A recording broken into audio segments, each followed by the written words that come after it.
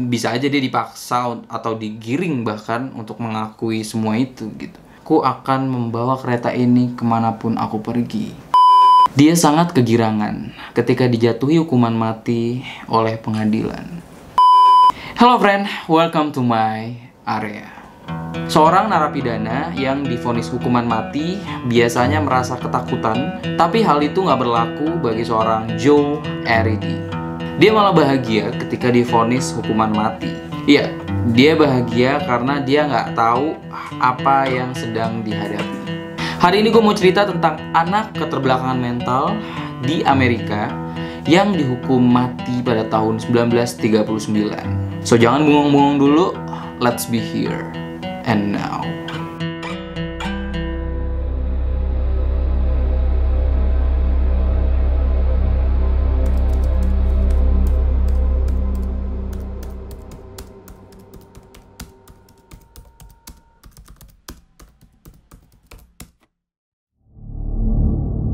Semuanya berawal pada 15 Agustus 1936. Jadi ada seorang ibu yang bernama Dorothy Drain di Pueblo, Colorado menemukan anak perempuannya yang berusia 15 tahun tewas bersimbah darah di rumahnya. Gadis itu terbunuh dengan luka menganga di bagian kepala. Adiknya yang bernama Barbara juga dipukuli di bagian kepala, tapi dia masih bisa selamat. Nah, kabar serangan anak perempuan ini menjadi gempar di Pueblo, Colorado, Amerika Serikat. Sampai banyak surat kabar yang mengatakan bahwa ada seorang pembunuh berantai yang gila seks berkeliaran di sekitar Colorado. Nah, pada saat itu, polisi sekitar tuh dapat tekanan yang luar biasa untuk menemukan si penjahat ini, friend. Jadi kayak mungkin banyak masyarakat yang gelisah, takut gitu ya, karena ada pembunuh berantai yang lagi berkeliaran. So, polisi-polisi ini tuh bener-bener dituntut buat menemukan sosok di balik kejahatan ini gitu loh. Pada saat itu, banyak saksi di sekitar kejadian yang ditanyai oleh polisi-polisi. Sampai di mana pemimpin operasi ini yang bernama Sheriff George Carroll benar-benar seneng melihat ada seorang pria berusia 21 tahun yang berkeliaran di kota tanpa tujuan. Joe ini langsung dibawa ke kantor polisi karena cocok dengan ciri-ciri pembunuh yang digambarkan oleh para saksi. Di bawah tekanan, dia diinterogasi dan dipaksa untuk mengaku bahwa dia yang membunuh semua perempuan itu. Joe pun menjawab dengan terbata-bata. Bahkan dia terlihat tidak fokus sama apa yang dia bicarakan, friend.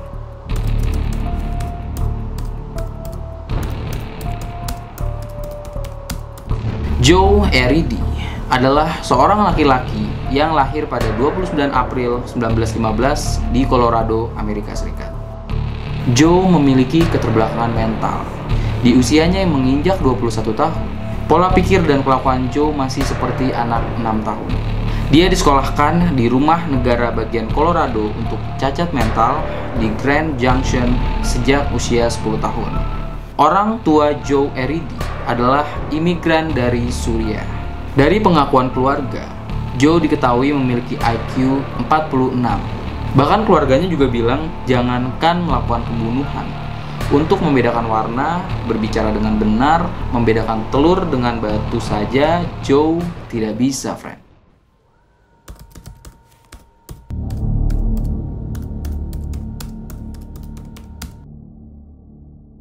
Kepalang basah menangkap orang yang tidak menjadi pelaku pembunuhan. Polisi Colorado malah meneruskan perkara Joe Eridy. Sheriff George Carroll membuat berita acara pemeriksaan palsu dengan memanipulasi fakta kalau si Joe ini memang pelaku pembunuhan berantai. Jadi mungkin pada saat itu lagi heboh-hebohnya tentang pembunuhan anak perempuan yang berusia 15 tahun ini di Colorado. So polisi mungkin ya tadi itu dapat tekanan dari masyarakat gitu ya, harus menemukan sosok pembunuh berantai ini gitu. Ya mungkin pihak berwenang ini ngelihat, wah ada makanan empuk nih yang bisa dijadiin kambing hitam gitu. Terutama si Sheriff George Carroll ini. Wah, jahat sih kalau memang benar ya.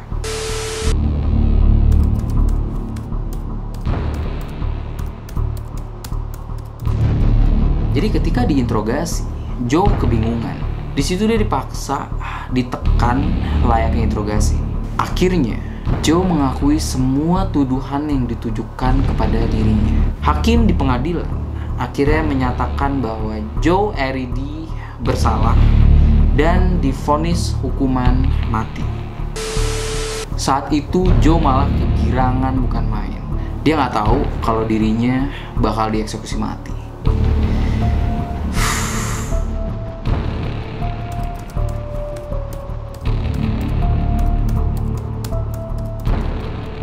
Sebelum menjalankan proses hukuman, Joe Arridy ditempatkan di sel khusus untuk orang dengan keterbelakangan mental.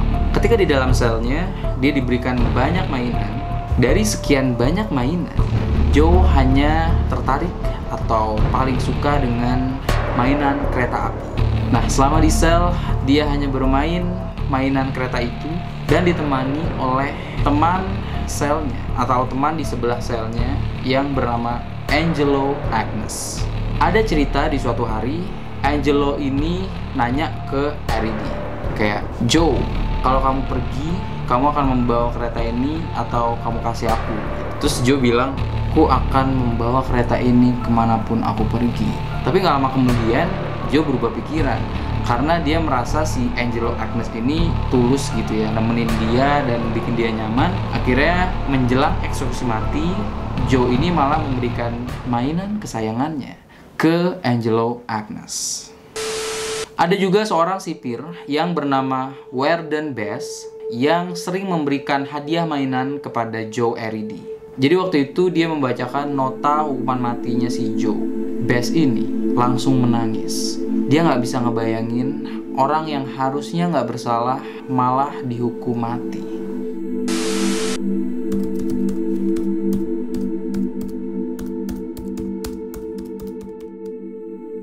Nah, sampai pada hari eksekusi, Joe malah bergembira, tersenyum, tertawa. Dia nggak tahu kalau sebentar lagi dia akan dihukum mati. Pada hari itu, ibu dari Joe Arridy memeluk Joe untuk yang terakhir kalinya. Ketika ibunya memeluk dia untuk yang terakhir kalinya, Arridy hanya menatap ibunya dengan tatapan kosong. Dia nggak ngerti kenapa ibunya bersedih. Joe malah menganggap orang-orang di sekitarnya lah yang bersikap aneh.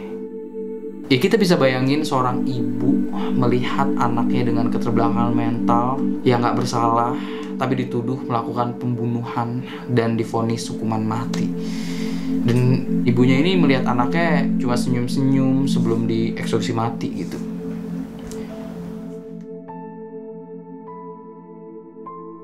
Sebelum dieksekusi mati, Joe diberikan permintaan terakhir dan dia hanya meminta sebuah es krim. Pada 6 Januari 1939, Joe Arridy dieksekusi mati di kamar gas atau gas chamber. Hingga akhir hayatnya, dia sama sekali tidak mengerti kenapa dia dihukum mati.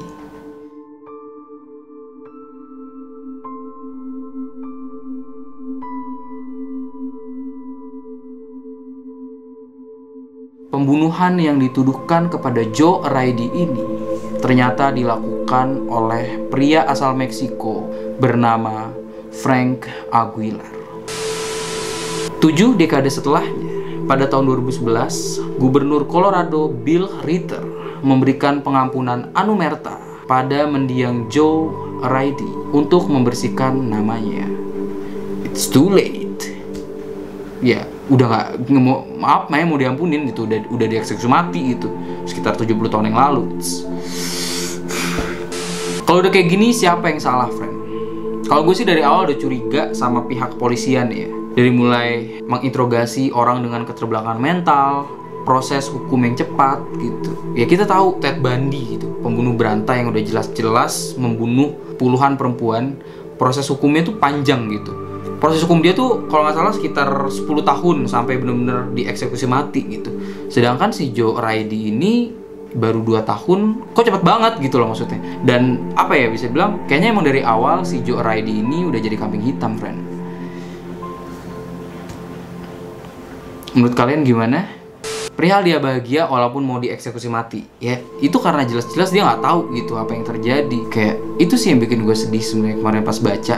Menurut kalian gimana? Kalian bisa tulis pendapat kalian di kolom komentar. Dan oh ya, gue juga mau nanya, spelling nama Joe Araidi itu yang bener Araidi, Eridi, atau Eraidi? So buat kalian yang tahu, kalian bisa kasih tahu gue di kolom komentar. Itu aja video hari ini. Kita nggak pernah tahu ya di balik konspirasi hukuman mati Joe Araidi ini gitu ya. Apakah memang benar pada saat itu kepolisian juga bingung dan benar-benar nggak tahu kalau emang bukan Joe pelakunya, atau mungkin sengaja dijadikan kambing hitam. Kita nggak pernah tahu. Gue juga nggak pernah bilang mana yang benar. Tapi yang jelas Joe Araidi memang dinyatakan tidak bersalah. Nah, buat teman-teman yang mau request bahasan, kalian bisa email ke raygraynation@gmail.com atau kalian bisa DM ke Instagram pribadi gue di @rayshidik. Dan yang gak mau ketinggalan video-video selanjutnya, kalian bisa subscribe and see you in Gray Area.